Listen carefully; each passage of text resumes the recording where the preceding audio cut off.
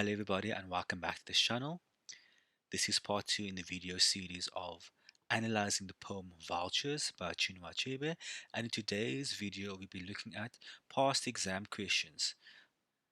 Oftentimes, and I'm sure I've explained this on this channel before, that it's not that learners don't understand the poem or they don't understand that particular content knowledge of the poem. It's just that sometimes learners struggle on how to answer or how to structure the answer in the exam.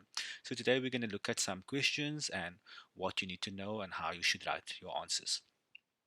Okay, so question number one, and you should know by now that account for means explain.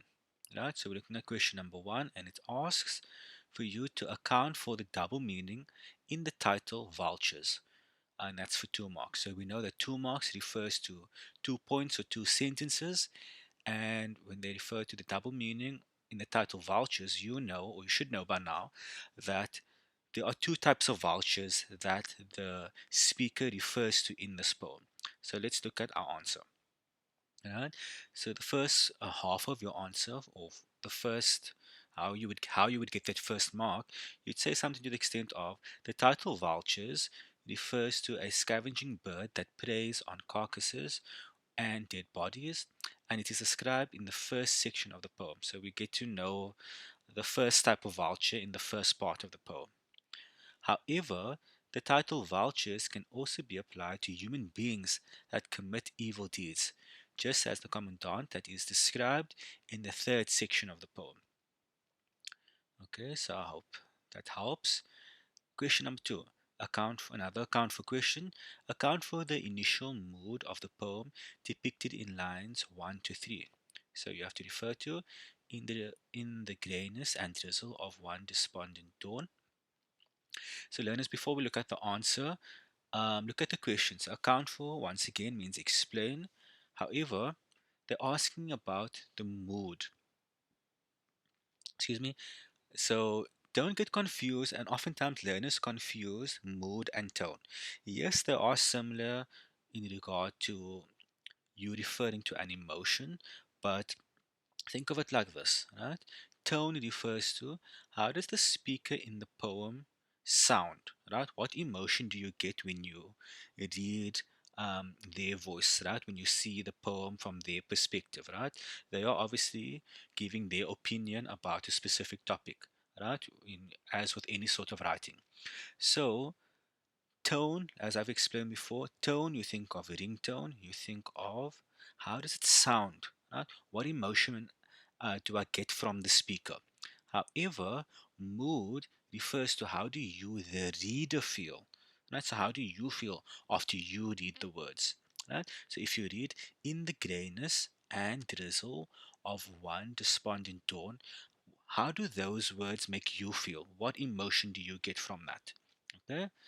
Um, Another thing, many learners also ask that they would say, "Oh, but sir, this is my opinion," or it's an open-ended question. Why am I getting the answer wrong? So, guys, just try to.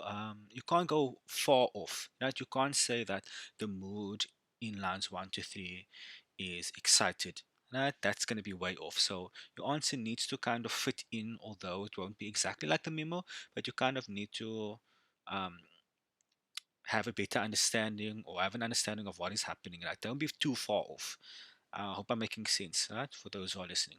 Okay, so your answer should look something like this. The poet creates a dull, gloomy, eerie, maybe ominous as well, mood for the reader, so that the dark setting coincides with the vultures who are yet to be introduced in the poem. So again, learners, if you see here, it says 2 marks. Um, you can't just say the mood of the poem is eerie or gloomy or dull, right? That's only 1 mark, right? You need to, yes, you are saying what the initial mood of the poem is, but you also need to account for, you need to explain. So why do you say that the mood in lines 1 to 3? Why do you feel dull or gloomy or eerie? Give a reason, right? Because there's a sort of dark setting or dark atmosphere that is created in lines 1 to 3, and we're also going to meet the vultures are yet to be introduced. So it kind of all fits together, coincides. Okay. Refer to line 2. And drizzle of one despondent. How does the alliteration contribute to the atmosphere? So, if you look at the words, grade 12s, drizzle, d, or d, drizzle, and d for despondent, the d sound, the d sound. It's a hard letter, right? It's not a soft sound. It's not a soft letter, right? So, yeah, they're asking for alliteration. Now, again, alliteration is not just used for the fun of it. It's not just used. The speaker didn't say and and rain of one despondent, or and drizzle of one. um, I'm trying to think of another word here. And drizzle of one uninterested. So I think the speaker didn't use rain and uninterested. The d in drizzle and the d in the despondent, right? Those two words, starting with d, are placed there for a specific reason, right? So think about that. So how does the alliteration contribute to the atmosphere? So that hard d sound, the drizzle and despondent, how does that fit in with the overall atmosphere created um, at the beginning of the poem? Right? So the repetition of the hard D sound contributes to the dark, ominous, and uninviting atmosphere in lines 1 to 3. I will change this to line 1, line in line 2, or at the beginning of the poem. Okay, let's continue. Excuse me. Line 4. Refer to lines 1 to 4 in the grayness, and there's an ellipsis there, and harbingers of sunbreak. So again, grade 12s, remember I explained before, they you are not going to get the whole line if they're referring to many lines in the question. So if you're going to open up your question paper, go back, right? So here it says question 4, refer to lines 1 to 4. Go into the exam with a highlighter, right? Go to lines 1 to 4. I'm just going to highlight it on my side.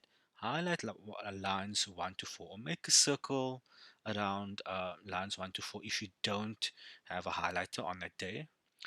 Um, and just to make it stand out, because you're not going to remember lines 1 to 4 out of your head. In the grayness, dot, dot, dot. I don't remember, even myself, I don't remember uh, what is missing there, right? So you're always going to have to go back or page back on your between your exam sheets, right?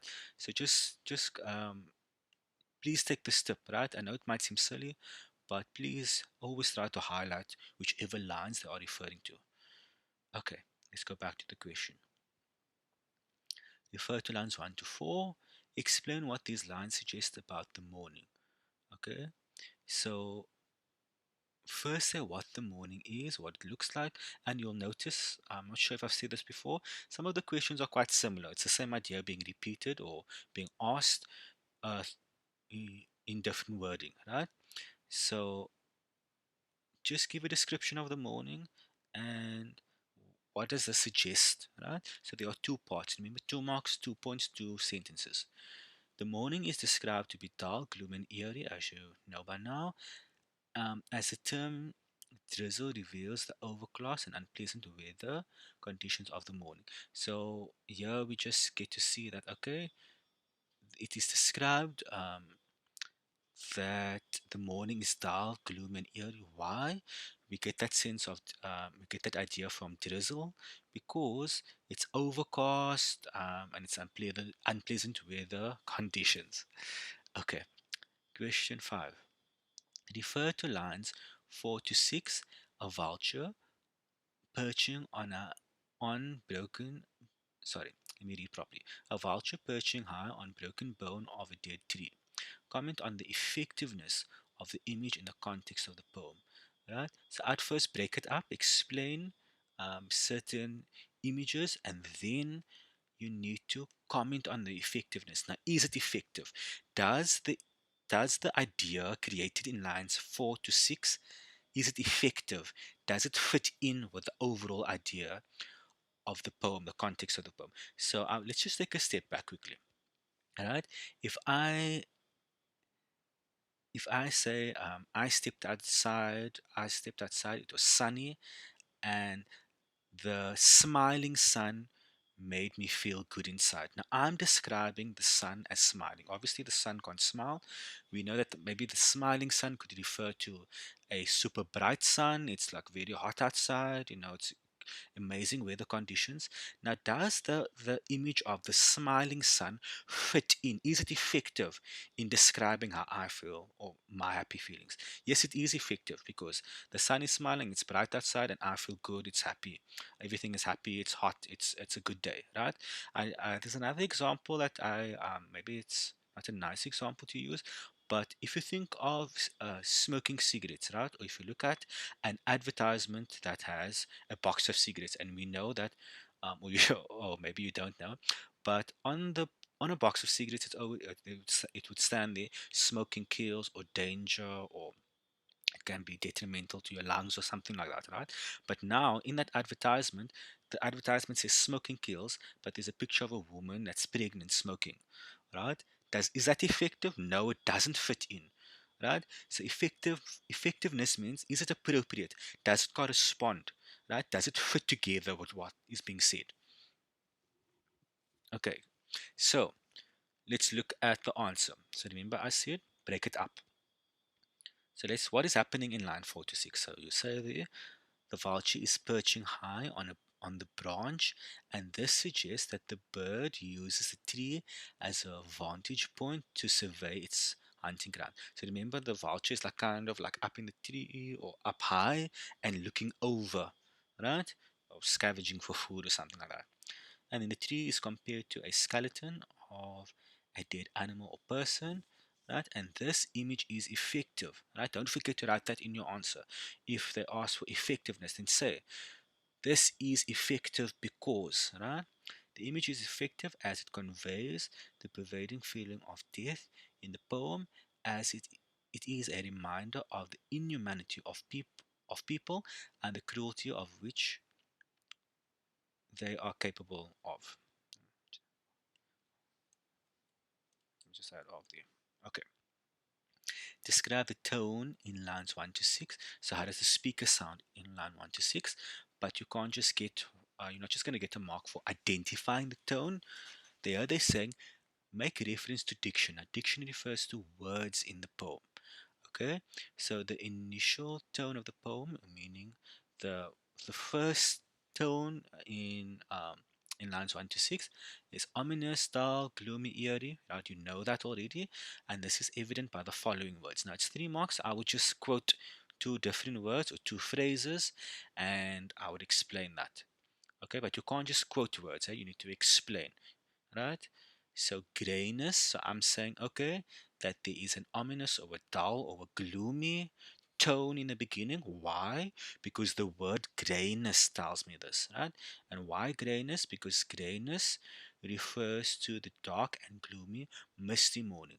Then we have drizzle as well, and drizzle also tells me about the tone because drizzle refers to the terrible weather of that morning. Then we also have broken bone. The tree is described to look like a broken bone, as the tree cannot be fixed, it's broken. Yet it also symbolizes death. We know that bones, or the skull, it symbolizes death. Right? And then another word that you can use from lines 1 to 6, or another phrase, sorry, would be dead tree, and trees are associated with life and oxygen. However, here the tree is described as dead. Okay, so question 7. Refer to lines 7 to 13. Now again, there's an ellipsis there, the dot dot dot. So I'm gonna go up to 17 to 30. Sorry, 7 to 13. I'm going to highlight it, and I'm going to read it to myself. Nestled close to his mate, his smooth bashed in head, a pebble on a stem rooted in a dump of gross feathers, inclined affectionately to hers. Yesterday they picked, and then, okay, the quote ends here. So, with reference to diction, comment on the contrasting descriptions of the vultures. Okay, so here the phrases nestled close, and inclined affectionately provides the reader with the impression of the love between the two vultures, whereas the phrases bashed in and gross feathers refer to the ugly and disgusting physical image of the vultures. Okay, so sorry guys, I just jumped into the answer without looking at the question or explaining the question. So remember, let me just go back and explain to you. Reference to diction. So diction means you need to quote words. Dictionary. What is in a dictionary? Words. So diction here refer to specific words or phrases. You quote it, you take it out nicely, you put it in two inverted commas, right, and you write it on your exam paper, and then you explain why you are choosing those words, right? But here it also refers to contrasting description, contrasting opposite. It's not the same, it's different, right? So you need to look at lines 7 to 13 and which descriptions of the vultures would you say are opposite. So here we get nestled close and inclined affectionately. So those are good qualities or good actions, for the lack of a better term. And here the phrase is bashed in and gross feathers. Now those are more disgusting descriptions, right? So you need to contrast. How are those opposite, right? So think about that when you see the word contrast or the word diction. Refer to lines 8 to 9. His smooth, bashed in head. What does this description suggest about the appearance of the vulture? So the vulture's baldness exposed its unnatural looking head, as the head is described to be smashed as if there was a hole in it. Ultimately, the vulture is perceived as a disgusting looking creature. So again, you're gonna get similar questions now the whole time. Okay, but again, you don't know what you're going to get at the end of the year, so this is nice practice for you. Number 9, refer to lines 11 to 12. A dump of gross feathers. Explain how this description influences the reader's attitude towards the vultures. Okay, so how does this description, so what is the description, right? So explain, okay, the vultures look like so and so and so. And how does this influence you, the reader, and your attitude, your feeling? Right? So number 1, describe the vultures for the first mark, and number 2, what is your attitude towards the vultures? How do you feel towards them? So let's look at a sample answer.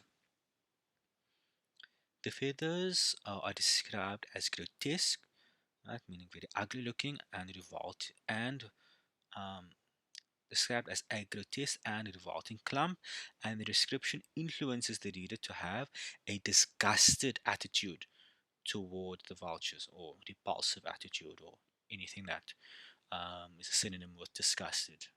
Okay, number 10. Account for the poet's use of the word corpse. Line 15. A corpse refers to a dead human being, and it is shocking when the reader realizes that the vultures are gorging on a human being and not a dead animal carcass. So, yeah, why does the poet use the word corpse? So it's like, oh my word, they're not eating other dead animals, they're eating a dead body or a dead human being, right? So think about that. Okay, question 11. What impression is created of the vulture by the term gorged? Now, impression, when you get that type of question in your exam, what impression means what idea? When you see this line or this word, what idea, what sense, what do you get from it? Okay, so the term gorge refers to eating too much, right? And this gives the reader the idea that of the vultures' disgusting eating habits. Not only have the vultures eaten dead meat, but they have enjoyed eating it as they have stuffed themselves. Right? They've gorged on the meat. Okay, it's quite repulsive. Okay, number 12. Refer to lines 13 to 20. Now again, guys, right? Already I'm thinking, okay, let me go up, right? 13 to 21, that's a lot of lines. Okay, let me just take the color out here. 13 to 21, highlight. Okay, yesterday they picked the eyes of a swollen corpse in a waterlogged trench and ate the things in its bowel. Full gorge, they chose their roost keeping the hollowed remnant in easy range of cold telescopic eyes. Okay, now we're going back to our question. With reference to diction, what impression is created of the vultures? Now remember again, quote, explain, and then what idea do you get? The impression created in these lines is that the vultures are disgusting and impulsive, and this is evident as the vultures eat from a swollen corpse, a body that has been dead and rotting for a long time, and that body has been laying in dirty water. How do we know? Waterlogged. Okay. Furthermore, the vultures break open the bowel of the dead body and eat from it, and the eyes are described to be cold and telescopic, which reveals that the vultures are emotionless and robotic. Okay. Number 13. What do the words cold or and telescopic or cold telescopic eyes, sorry, lines 2021 suggest about the nature of the vultures? As predators, the vultures keep the kill within their sight. Therefore, the term cold suggests that the vultures are ruthless, calculating, or emotionless. Furthermore, the term telescopic suggests the mechanical or robotic nature of the vultures. Number 14. Okay.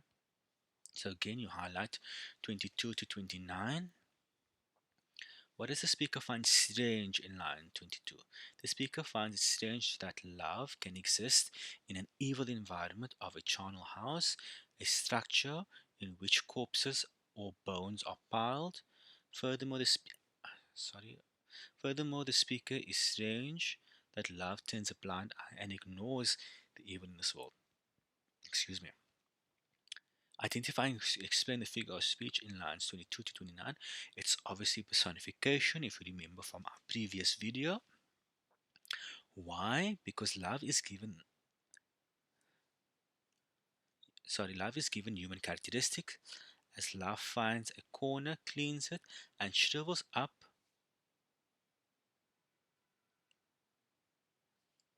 I'm just gonna put a comma here. Turning a blind eye and ignoring the evil in this world. In other words, love cannot exist in inhumane conditions like in the Balsan concentration camp where hatred and evil rule. Okay. Explain what is suggested by the use of the exclamation mark in line 29. The exclamation mark indicates the acts committed at the Balsan concentration camp is so evil that love cannot stand to look at the atrocities and corpses at the charnel house. Summarize the main thought in stanza 2. Love that is usually associated with warmth, generosity. Maybe let me just put an and here. Warmth and generosity will turn its back on cruelty and evil of humanity. Okay, refer to lines 30 to 35. Thus, the commandant, dot, dot, dot, his hairy nostrils. Okay, discuss the significance of the description in the context of the poem. The commandant ends his day like any ordinary worker, returning to his family after work. However, this commandant has not had an ordinary day. At work, at work, maybe this in is supposed to come out, as he has directly in, as he was, sorry, I don't know what's up with those mistakes, as he was directly involved in the burning and killing of a huge number of people as indicated by the huge fumes of human roast clinging.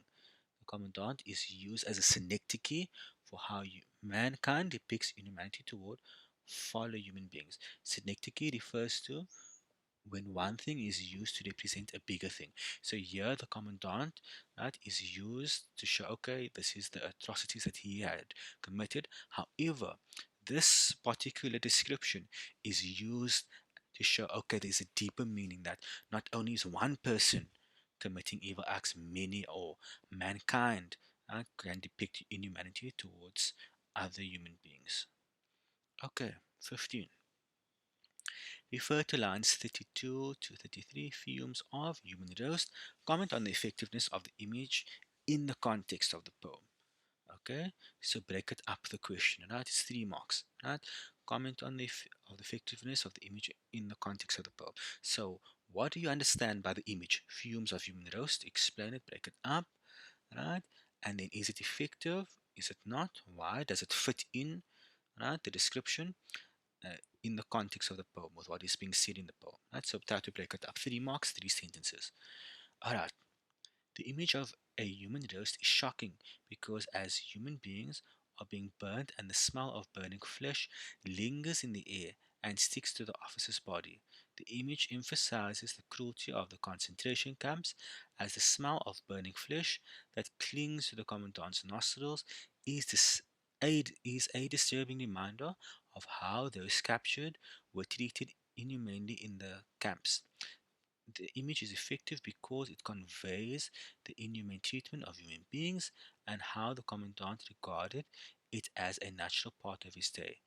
Right? So you would obviously won't have those super long answers. You'll try to summarize that. Okay, 16. What impression, what idea is created of the commandant with the descriptions tender offspring and daddy's return?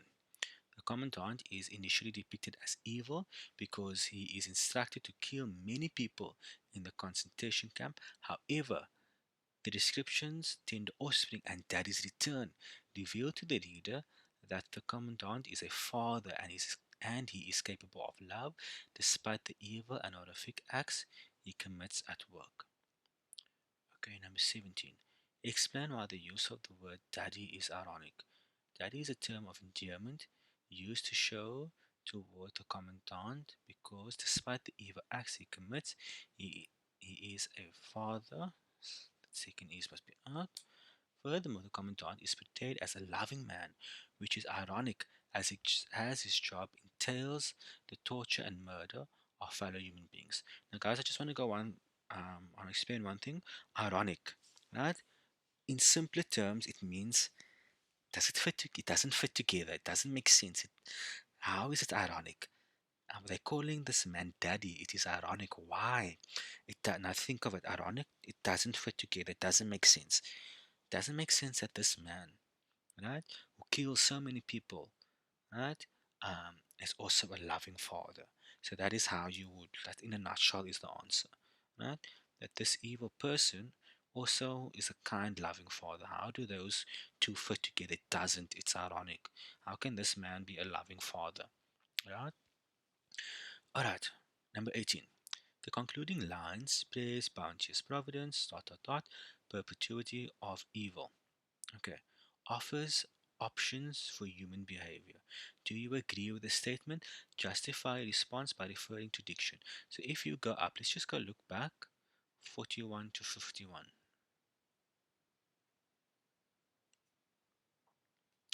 So here the speaker is saying, praise Banji's providence, if you will, that grants even an ogre, a tiny glowworm, tenderness encapsulated in icy caverns of a cruel heart, or else despair, for in the very germ of that kindred love is lodged in the perpetuity of evil. So there are two opposing ideas here once again.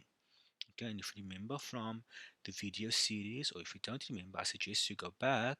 Right, you need to say, do you agree with the statement above? Do you agree that lines 45 to 51 offer options for human behavior? Do they present two different types of human behavior? On the one side, this is happening, or the speaker is saying this. On the other side, the speaker says the opposite. So, yes, we're going to agree with the statement, but we also need to justify, we need to prove our response by referring to diction. So, we're going to quote certain words, certain phrases from 41 to 51. You take out and you prove your answer. Okay, so in these lines, the speaker states that the commandant, who is referred to as the ogre, has the element or an element of goodness for which one needs to praise God for. Right? Furthermore, the commandant has the ability to be good and express love, but a tiny glowworm of it. Right? However, this reference to perpetuity of evil refers to evil and goodness coexisting in this world, and that humans are capable of love and evil. Now you need to, do you agree question? So you say, therefore, I agree with the statement that the concluding lines of the poem provides options for human behavior. Don't forget, grade 12s, if the question asks, do you agree? You say yes, I do agree. No, I do not agree. Excuse me. Refer to lines 30 to 40. Thus, the commandant for daddy's return critically discuss how the diction in these lines convey the speaker's message about the nature of humankind. So again, diction question, quote words, explain it, but then the second part or the third part, you need to say, now if you're going to use those diction, those words, how does that fit in with the message of the poem? And then you also need to say, now what is the message? Okay, let's look at our 3 marks. Despite his involvement in the inhumane deaths, right, and this we take from fumes of human roast of millions of people in the concentration camp, the evil commandant returns home and merely shrugs off the lingering evidence, clinging rebelliously of his barbaric acts, and this is and is able to be to show. I think it's supposed to be and is able to show and feel love for his family. And in the last part, therefore, the aforementioned diction conveys the speaker's message that compassion and brutality can coexist within every human being. Okay, I think we've got a few more. Discuss how the term encapsulated, line 45, contributes to understanding of how tenderness can exist in a cruel heart, lines 46 to 47. The term encapsulated, line 46, refers to something being enclosed and cut off from its surroundings. Therefore, the term implies that in the commandant's ability to have humanity and his ability to love, um, so it's supposed to be his ability to love is hidden far away, um, far away inside of his cruel heart. Okay, that makes more sense. Refer to lines 48 to 51. For in the very germ of that kindred love is lodged the perpetuity of evil. Critically comment on the parallel drawn between the vultures and the commandant at Balston. So this is similar to the question you had in the beginning. The vultures are associated with violence and death as they gorge on the flesh of corpses,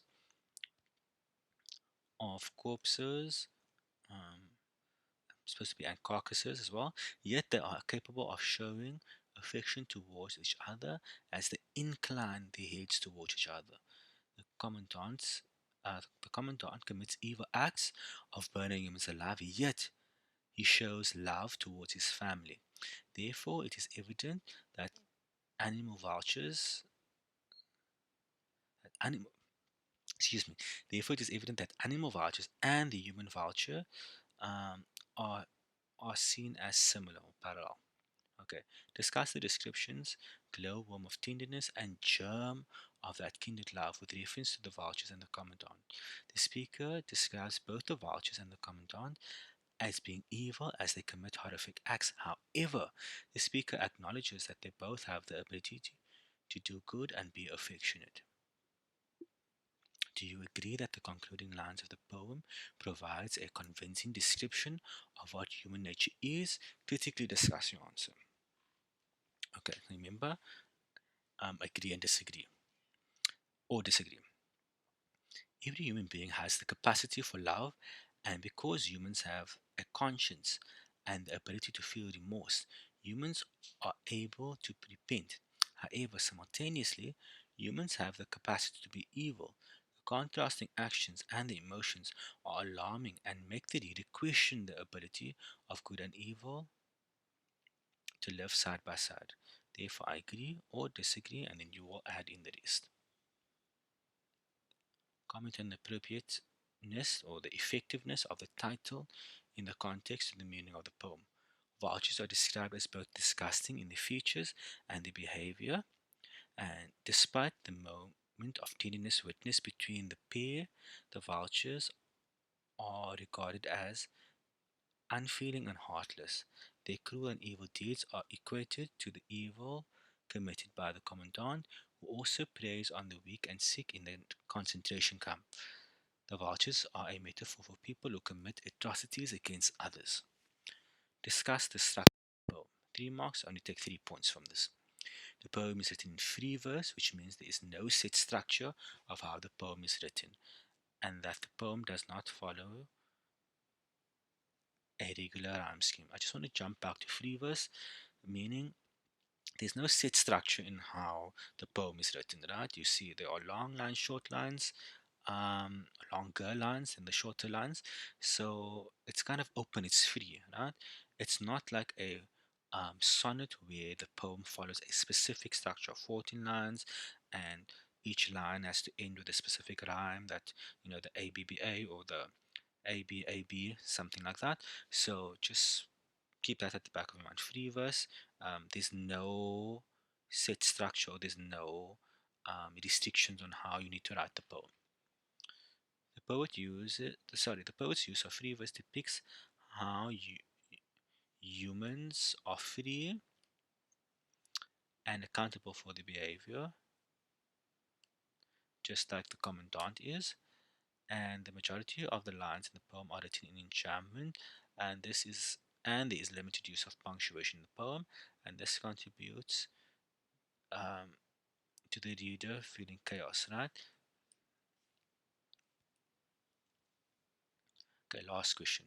The speaker suggests that the world is not a place where hope can exist. Do you agree? Justify your response with reference to the poem. The last 2 lines of the poem might leave the reader feeling despondent and hopeless. Why? Because perpetuity suggests that evil is eternal and will not be eliminated. Evil is the last word of the poem and will linger in the mind of the reader. The speaker acknowledges that love, tenderness does exist, but hoping that love will emerge from the depth of a monster's cold heart is futile. The prominence of images related to death and that focus on discussing behavior create a bleak and somber mood. Okay, so grade 12s and all those watching, I hope this video helped you in kind of understanding what your exam questions will look like, but more importantly, how you need to structure your answers, what you need to write, how long your answers need to be, what you need to include, right? How would you interpret certain questions, right? I really hope that this video helps you. As always, don't forget to like, subscribe, and share with those who are in need of additional assistance, or maybe those who just need to revise before the end of your exam.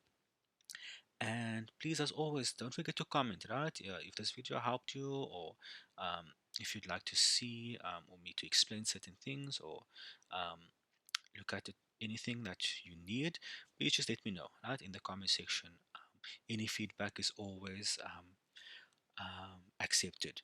So thank you for tuning in. If you are close to your exam, um, paper 2 exam or poetry exam, I wish you all the best, and I'll see you over in our next video.